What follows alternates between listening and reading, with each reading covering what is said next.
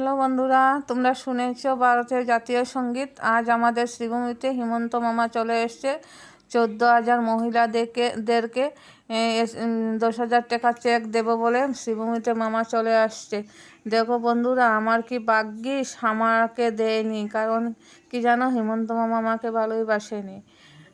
কী ভাবছো বন্ধুরা, আমি সত্যি কি বলেছি? না বন্ধুরা, আমার কোনো এসএইচজি গ্রুপ নেই, এজন্য আমাকে হিমন্ত মামা দেয়নি চেকগুলো। যাদের আছে ওরা পাচ্ছে। আজকে দেখো মকর সংক্রান্তি পিকনিকের দিন সবাই 10,000 টাকার জন্য মাঠে চলে এসছে।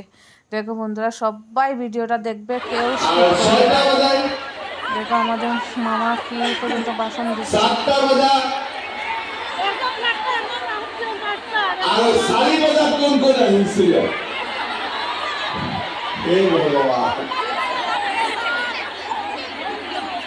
কালি রাত্রি খুঁজছিলেন না, কালি ঘর খুঁজছিলেন না, টোপনি অহা নাই কালি, আর ৰাতিপুৱাই আহি গৈছে। তো ঘৰত ৰাতিপুৱা চাহ তাহ বনিছে নাই বনা, চাহো বনা নাই, কি হব? সবাই আমার সঙ্গে বলেন ভারত মাতা কি, ভারত মাতা কি। ঠিক আছে,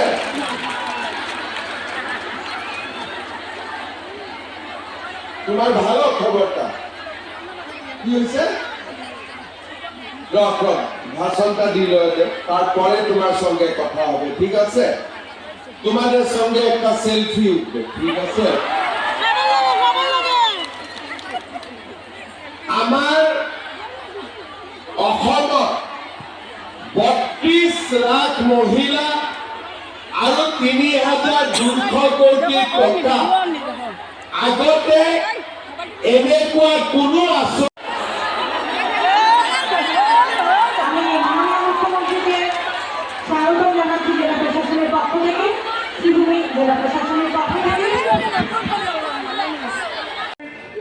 গ্রুপের মেম্বাররা আপনার চেয়ারে এসে বসুন।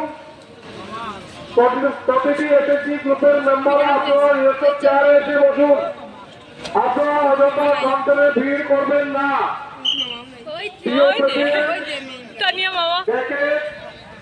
এসএসজি গ্রুপের প্রেসিডেন্টের হাতে চেক তুলে দেবেন, এসএসজি হাতে দিয়ে দেবেন। যন্ত্রে ভিড় করলে